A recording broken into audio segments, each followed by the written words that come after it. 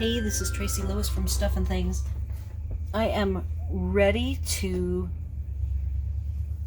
do a little tutorial on how to take your little bits and pieces of art that you have created yourself on paper, of course, being a medium that you can incorporate into your handmade cards.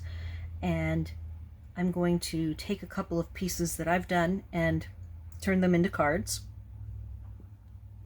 I already went ahead and stamped as a beginner stamper. Let's say you are artistic, you want to make some cards, you've got tons of these little practice drawings that you've done, practice paintings, whatever. Even you can take a larger elaborate painting and break it down and make a whole bunch of backgrounds.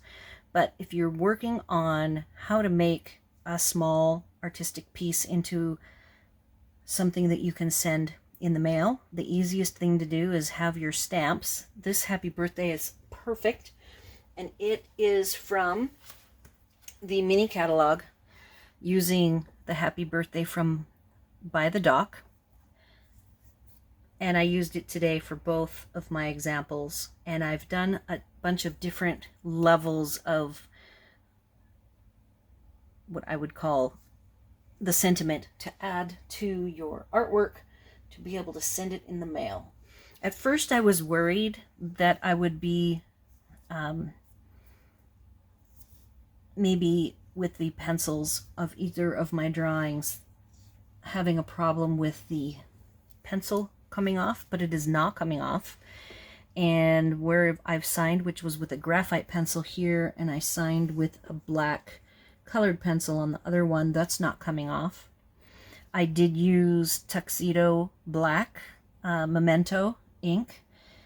I thought about using StazOn, but I thought for the beginning stamper I would just stick with basic ink, thinking that a beginning stamper might not have, you know, a bunch of different inks to explore.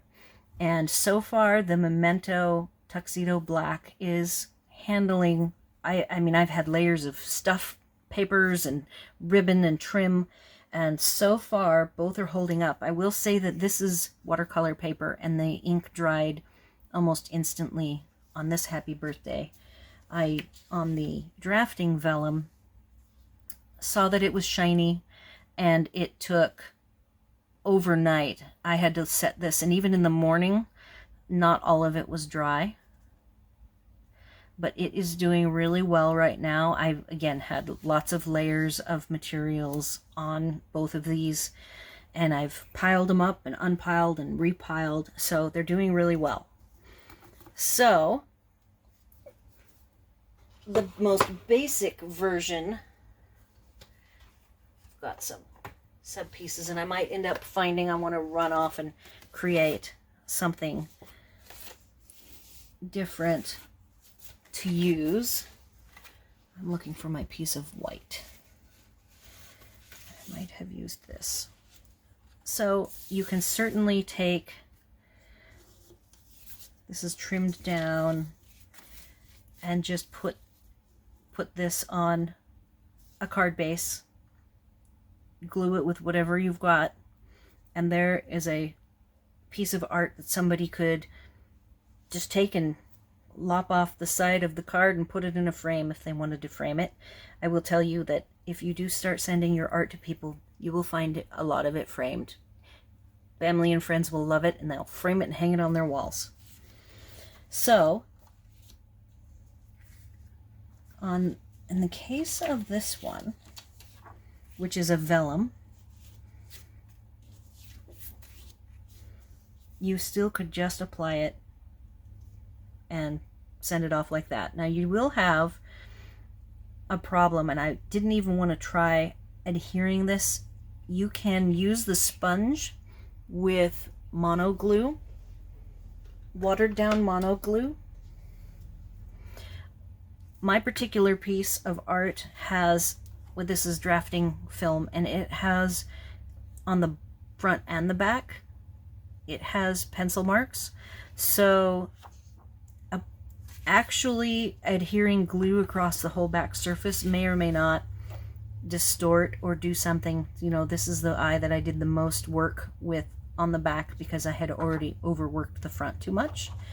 And so alternatively, what I was going to try is, these are small dots, and I was even going to try making them smaller and apply them maybe behind the eyes, very small, and perhaps in the corner of the eyes where there's quite a bit of dark. So I will experiment with that actually while you guys are on the line with me and see what we have. So I have then done some stepped up versions of pieces to explore. For a person that probably has, you can either hand cut. I did a really cool, I love this stamp, do something creative every day, and think it is a great coordinating sentiment to be sent along. And it comes from, if I can not knock everything over, it comes from Crafting Forever. Do something creative every day. Love it. And I went ahead and added this metallic ribbon. This one with the blue eyes is going to coordinate with the blue-eyed cat. I have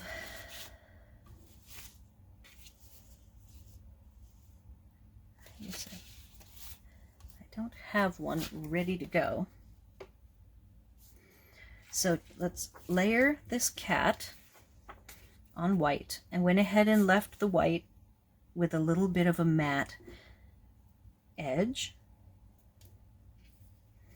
I envision that this could be on, now this, if I put it on top of the brown is already full A2 size, and then I think this would make a very cute card. It's kind of like you're adding a ribbon to the piece of art, and you could put, I've got happy birthdays,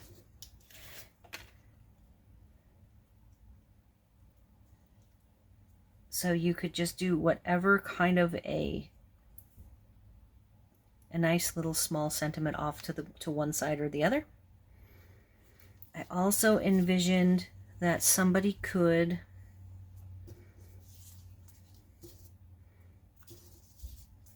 if they had die cuts, add it over the top, and again still have the sentiment. Now I'm forced to use something in the bottom left corner because I have the happy birthday from my beginning example, but you could add your trim and sentiment in any corner. I also went ahead and did a non-trim version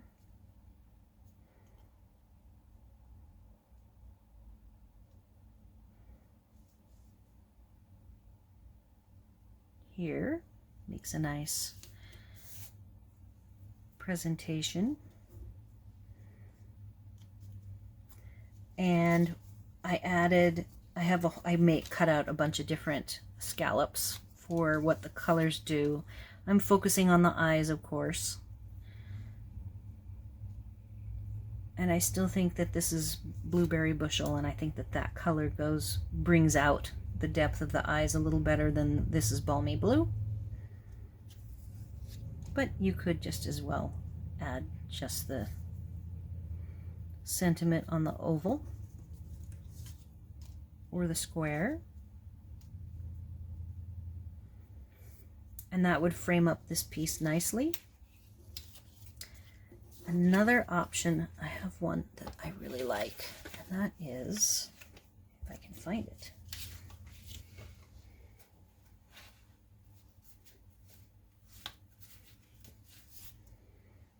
All right, I'm going to go back and return with the piece that I'm looking for that I cannot find. Okay, I found my pieces.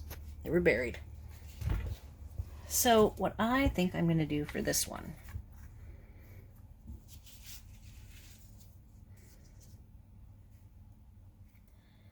I am going to use a DSP. It's a pattern DSP from the mini catalog. It's the Hawaiian Timeless Tropical DSP.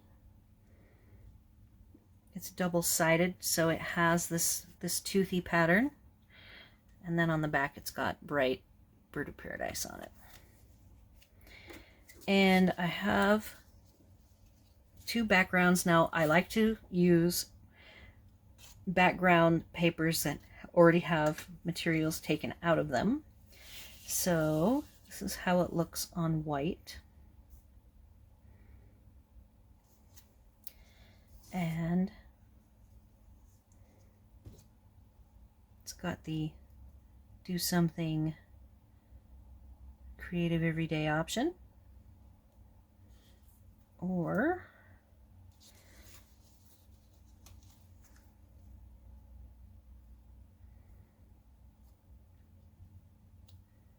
there's the happy birthday.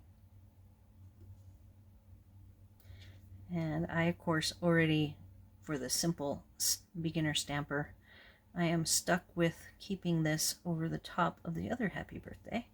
And then I also liked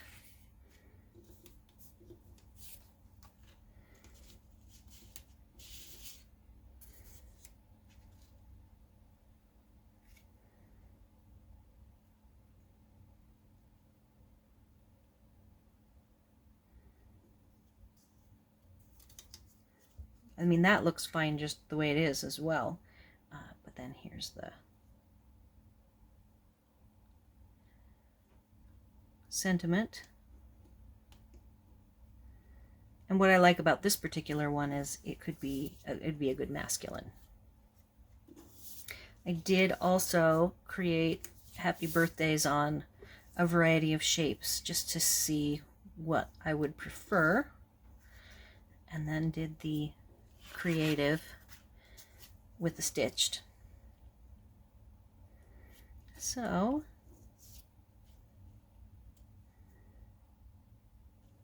there's the happy birthday with this particular shape is from Ornate Frames dies that were from the holiday catalog and are carrying over through June at least, and maybe even further.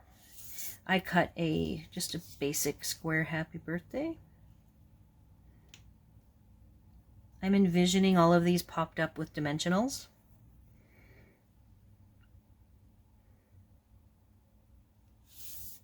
Now that finishes that one up. What I'll do is I'll take some pictures each way, and I'll go ahead and do a slideshow at the end of the video.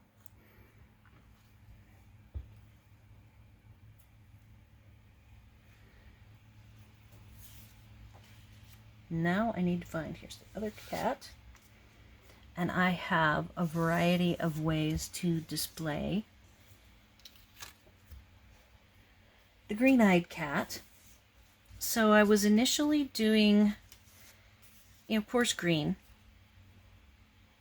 So just a basic card that would be a winner to me is just like that on a card base.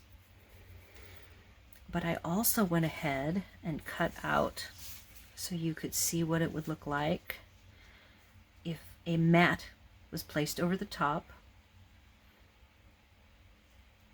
In my case, since I've already got my happy birthday in that bottom left corner, that is the corner I will be working on. So if I have his face or her face like that, I went ahead and cut out some scallops.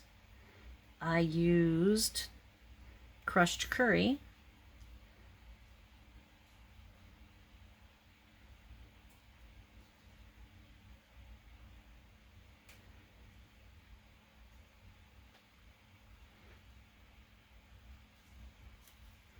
And then I have one with Mango Melody.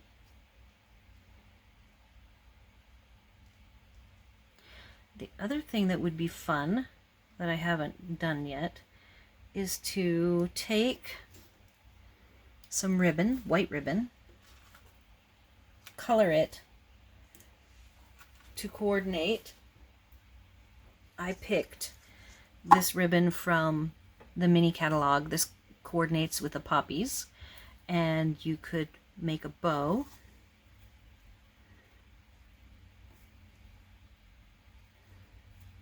See if I can do this fairly quickly.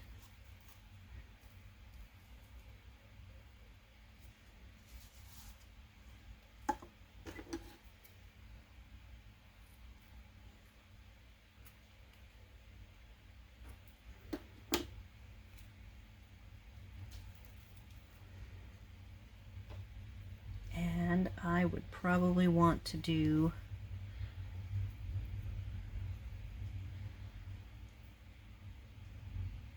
and if you wanted to make this, so I would maybe do a bow, you could do coordinating colors, or white would be fine as well. There are either the blends, you can use re-inker ink, water it down and put it in a baggie and scrunch until this gets the color you want, then let it dry. And you could also take the Many Marvelous markers and just mark on this to get it whatever color you want. You could coordinate it with either the Crushed Curry or Mango Melody. And then of course you could finish it off with either probably some coordinating sequins dotted around. I'm probably going to do something like this with this one. Again, what I'll do is set it up, take some pictures of it the various ways, and have it be part of the slideshow. It also has a nice look with the same hexagon. This is called the nested label dies. And I actually really like how this looks. Also, the nose is a little bit hidden, so I would want to bring it down.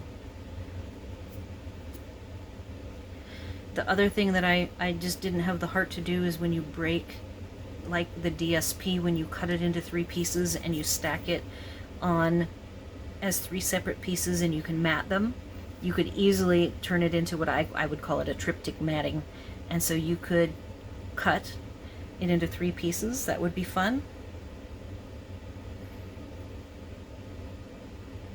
And I think that is all I've got for the moment. And I will go ahead and get some photography done so that I can do the slideshow at the end. And hopefully this will inspire you to take, you could use any kind of art, any level of art. If you like to chicken scratch mushrooms, I'd say stick people, depending on who you're sending it to. Stick people could be enjoyable. Just whatever it is you like to doodle, doodles would be great. I'm even thinking that if you are a person who colors in coloring books and you wanted to cut out a piece from a coloring book that would make a good focal, that would be perfect. And then layer it up just like you would any stamped image. There's no reason why it needs to be a stamped image. It can be anything that you want that would be appropriate for whoever you're sending it to. And I think that's about all I've got for the moment. And thanks for watching. Hey, I'm back because I almost forgot that I promised I would experiment with adhering this drafting film to whatever I was going to adhere it to, and I'm going to commit to adhering it to this white. I have my dots here, and I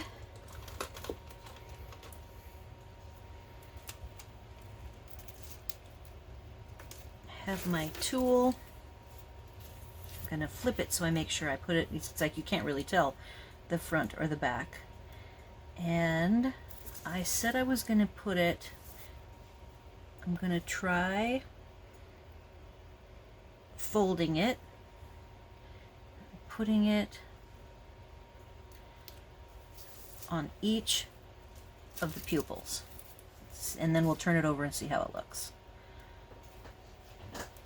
Even with regular vellum, you have to be careful with your placement of these dots. And if you do have a vellum with a pattern, then there's no dark place to sneak your adhesive. That's where I was talking about using the watered down mono glue on a sponge, and you apply it to the whole surface. I am now going to, with those two dots, and I do have colored pencil on the backs and fronts of the pupils, so hopefully there's enough there to... Alright, there they go. There we are. I don't see them. I think we're good.